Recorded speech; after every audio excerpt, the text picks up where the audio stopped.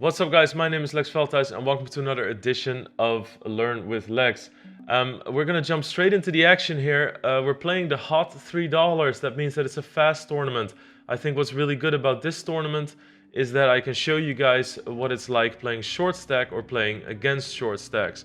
You see the play timer above my head, so you see how much time elapses, and we're just gonna play the whole tournament and see how many decisions we have. Well, I mean, I say whole tournament, but you know, I don't have the whole day to record this video. But anyway, we're gonna see how far we get. Obviously, it'll be nice if we get some sort of deep run going during one of these. Immediately, we see a strong hand. At this point, you have to think, what is the purpose if I raise here, right? Folding is not an option, but both calling and raising can be an option. Interesting. At this point, if I were to make a move, I would really want to have an ace in my range. It's very, I mean, this hand is very good because it blocks, right? If I have a king and a queen, the chances that my opponent has kings, queens, ace king, or ace queen is less high. So therefore, king queen can all of a sudden turn into quite a nice bluff as well. Especially if we could look into the future and see this board. Now, what the problem is with this situation is, of course, there's a raise from not that large of a stack from first to act. Anything that happens after that makes it pretty strong. So obviously a call to the raise is not very strong, but still they're calling the first person to open. And then we see a re-raise here, which is pretty strong. So we're just gonna get out of the way here. Had this happened in these seats, now all of a sudden I might have done something super funky with my king queen. But you have to be really careful and you have to really watch for the positions and what happens from where, because that is vital. Somebody opening from this position makes a massive amount of difference with somebody opening from this position, purely because this position plays less hands. They have more people to go through, more people that have position on them as well, right? If you have position on somebody, like this person has position on them, that just means that they get to act last. They act last before the flop, they act last after the flop. You get an extra piece of information at every single round in the hand. It's a massive, massive difference. I'll give you guys some closure, because I know you guys need this kind of stuff. I mean, I'm pretty curious too, but... Also, what's really important here is, what if this person ends up having king jack? One thing I will hear about so often in my chat is people asking, he had king jack, should I have gone all in? The fact that somebody ends up having a hand that was good for you or bad doesn't mean that you need to go back and rectify your play somewhere before to get to a different end result. You think from the front to the end in poker, not the other way around. You don't think about the result and then start getting to some magical pathway to actually be able to do something with that result. It's extremely important. You start from the ground up. Did I make a mistake here? No. Okay, so I played the hand right. Sucks that you would have made a royal flush, but you played the hand right. And it's the same thing when you have pocket jacks and somebody has pocket kings. If you went all in for 14 big blinds with pocket jacks, your move is good. You don't need to ask, you don't need to wonder about it. What could I have done? Maybe I could have flat called. Nothing. So don't do that to yourself. All right, over here, we're just gonna check in the big blinds. Nothing happens. And we're just gonna fold. So over here, we're gonna fold. There's definitely some situations where you call some suited kings from a small blind. But like we talked about in previous episodes, make sure that you note that the raise is actually 3 times the big blind and not 2 times the big blind. It's incredibly important. The amount of hands you can play versus a 3 big blind open raise is vastly different than against a 2 big blind, aka min raise. So you want to be extra careful there. All right, so over here, we're in the big blinds. Everybody calls, and it's on us. Everybody checks. If nobody wants a piece, I'm gonna bet.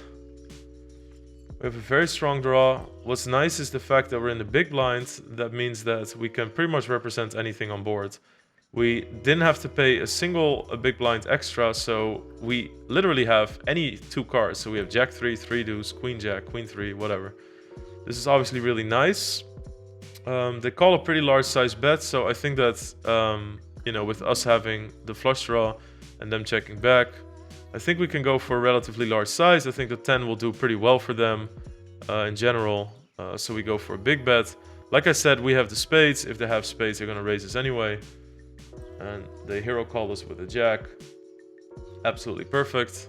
We just got an insane amount of value from a marginal holding, and we win a really big pot, so that's nice. And that will be a check fold. Heyo!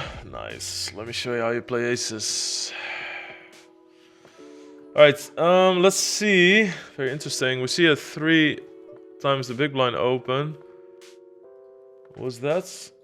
Did we play a hand against that player? No, we just got moved. Alright, so I'm just gonna make it small. Normally in a table, I would always, from the small blind, when you make a re-raise, I would always advise to make it 4 times the open. But I don't think it's necessary. Also, I don't really think it's necessary to be balanced.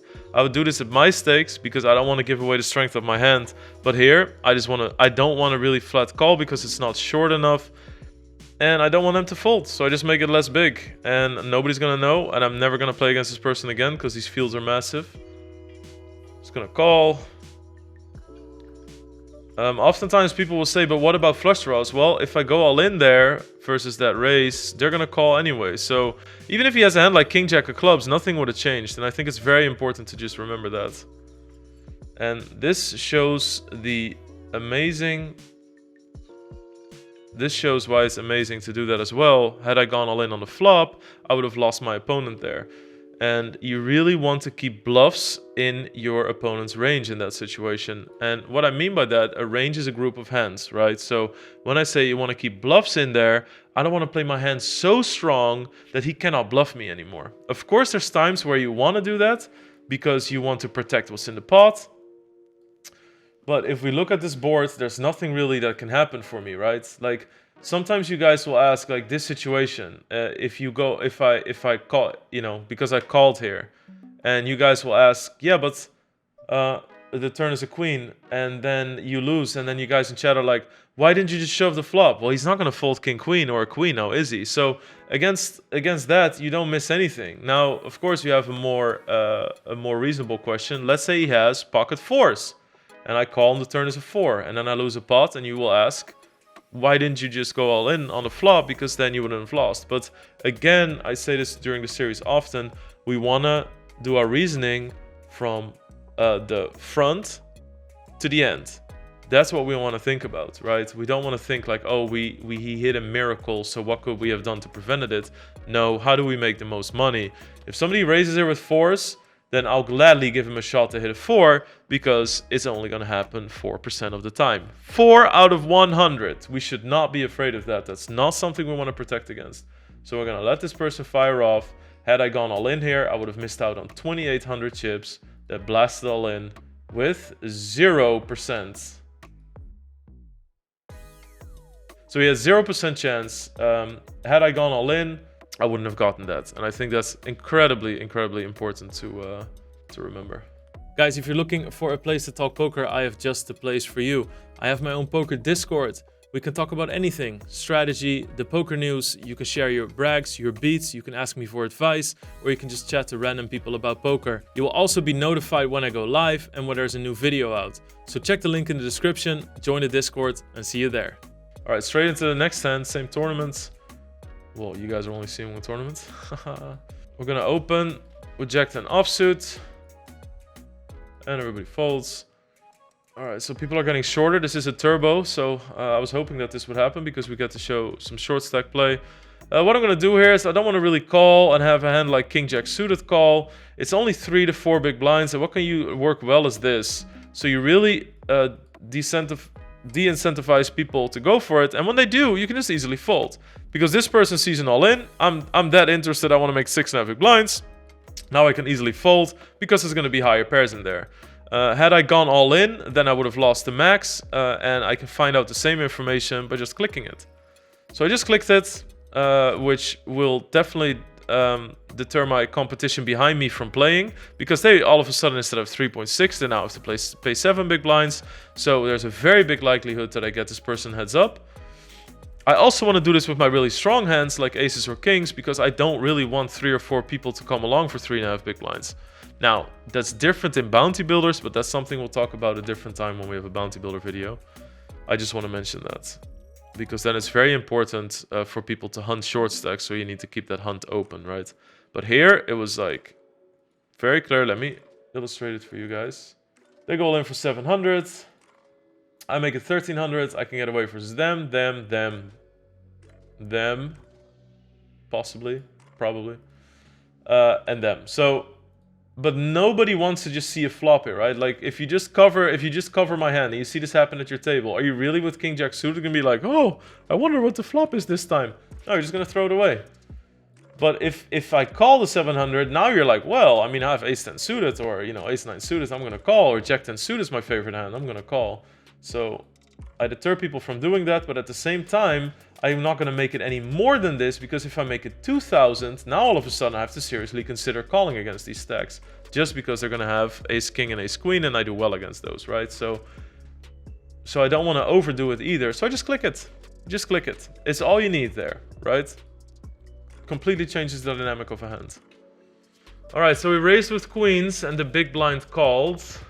They're very short. The shorter your opponent is, the smaller you can start betting on the flop. If he has 15 big blinds, I can actually start betting 1 big blind on the flop. This sounds very counterintuitive maybe, but it's an incredibly powerful tool that I don't see enough people, even at higher stakes, use.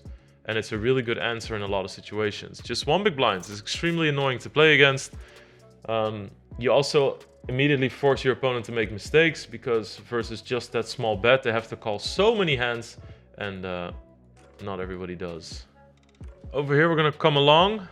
Before, in a different video, you might have seen us fold ace-3 in a similar situation where we talk about the being in the big blind, but it's very unlikely that somebody has a card of us covered. They specifically need ace-5 or ace-3. Of course, there's a plethora of hands they can have. We also have to pay 1 big blind. We close the action. That means that nobody behind us has a decision anymore. So we're guaranteed to go see a flop with our hand. Now, what's really nice is that we can represent anything that's on this board because we're in the big blind. We are the only ones to have 6-5 offsuit, 5-7 suited. Well, I mean, some people will play it, but... or let's say like queen 6 suited, we're the only ones to have it, so we can exercise a lot of strength on these boards, and therefore I can use this hand as a bluff very easily. It's checked through, nobody really seemed to have an interest, and we just take it down. And this is one of the situations that happens a lot when you're in the big blind. Yeah, it's just important to start recognizing those. And you saw from my bet as well, there's so many people in the pot, I'm pretty much leveraging all their positions against each other. So I'm betting small, and the person that was raising from under the gun, or first position, might think, well, I have a pretty good hand, but I have 2 people behind me. And that's exactly what I mean with leveraging the people, you know, the stacks against each other. Okay, and we call the small blind a lot. We're going to come in for a call.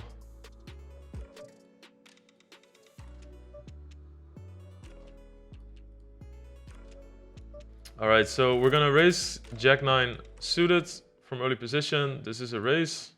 Trust me. See a call from a short stack. Could be anything really. Shit I see on these stakes. Nice board. We can just bet. All of his, or a lot of his ace sides are gonna fold. And we make the nuts. Alright, so let's just keep betting small. We have the effect of nuts. We're gonna treat it as such. No reason to trap. If they have ace queen, or if they have whatever.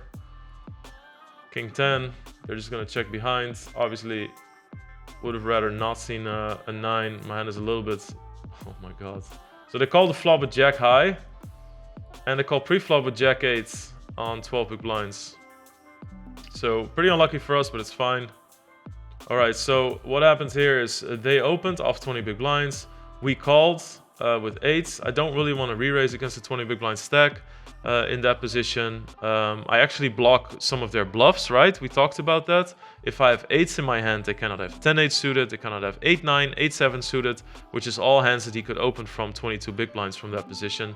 Also, I play pretty strong against all lanes behind me. I can just call, and once I re-raise a 22 big blind stack and they go all in, now all of a sudden we start introducing a lot of their really strong pairs. But definitely still strong enough to play, and like I said, if a 12 big blind or a 12 big blind stack behind me goes all in, I have the easiest call in the world. Obviously on that flop I'm gonna let it go.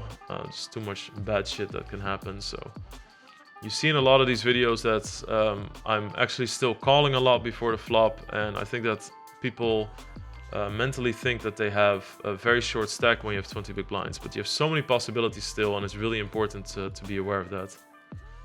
All right, we open here, and we're gonna call, almost timed out. It's only 10 big blinds, so they're gonna introduce a lot of these kind of hands, so it's very important not to shy away from it. We're lucky enough to win, which pretty much is a flip. But it's very important to realize that when you open 10 big blinds from late position and when you open and somebody for 10 big blinds goes all in, attacking your weak opening range, you just committed, because they're going to show up with a lot of king high suited hands, under pairs, that sort of thing. So good spot to illustrate that, which is really nice. All right, so we have, I'm just marking down hands. We have king 8 here in the big blinds. Before the flop, it was the minimum raise, so we definitely want to call along with king 8. As I told you guys before, if there's a min raise, you want to call with all your suited hands pretty much. And small bet on the flop, and we call. Obviously, when we turn to spades, we don't want to go anywhere, so we call. We hit the nuts. It doesn't really make sense for us to start blasting. There's so many scary boards, scary hands on this board for us versus the pre-flop raiser, so we do really want to check. It's a very important thing to remember, because also... Whoa, that's way too tight. Holy shit. Yeah, he's 100%, 1000% supposed to shove this. I'm just not going to have that many spades, right? Most of my hands are going to be ace 5, ace 8, ace 9, that sort of thing. Let's just jump straight into the next hand and continue talking about that. I'm going to isolate. This is not that big of an all-in. I don't want somebody to get crafty and shove. Absolutely no problem. It's a small pot. Ace-jack's going to be good here most of the time, so that's good. All right, so going back to my point with the king 8 of spades here, I really think, first of all, he should have gone for value. If I show up with ace-jack here, or ace-10, or ace-9, then he's going to kick himself. This is just not going to happen that often. You really, really, really need to get value here. Feels awkward because the white note for me is friend of stream, so it's kind of funny to mention that. What's really important is why I'm checking the river here. So I call the flop, I call pre-flop, I call the flop, I call the turn because I have a spade draw. Don't really feel like there's a point in raising because I'm only going to get called by better hands. And now I call twice. Now think about other situations, and this is what balancing is. Think about other situations when I'm here. What do I have here a lot in the big blinds? Ace 5, ace 8, ace 9, you know, king jack, those sort of hands. Hands that really, really struggle to play against 3 bets. So I need to be aware that in this position, generally, I hate my fucking life on the river when somebody... Oh, they didn't go all in. When somebody goes all in. Now, if in general, in this position, I hate my life when I have to check here and somebody goes all in, isn't it really nice to once in a while just has a hand that can snap call? And that's also what balancing does for you. Balancing makes sure that in some situations you are protected. And this doesn't even matter if this player will never see you again, because generally this is a situation where there's so much advantage for the pre-flop raiser, they're going to pound you in. Because you're in the big blinds. Like, what good hand are you realistically going to have, right? So keep that in mind, and also check the river to protect yourself from those nasty triple barrels. This is actually where I'm going to cut the video. We have enough material for one video now. Don't worry, I'm going to continue recording so we can get to some of the later stages in these tournaments as well. I hope you really enjoyed it. Please like, subscribe, comment in the section down below. And also what's really important, guys, there's a Discord link in the description. If you don't have anybody to talk poker with, if you have any more questions about this, or you want to ask me personally about some hands, join my Discord. There's all kinds of people from our community. Everybody's very welcoming. You can ask any questions you want. All right, see you guys there. Thank you so much.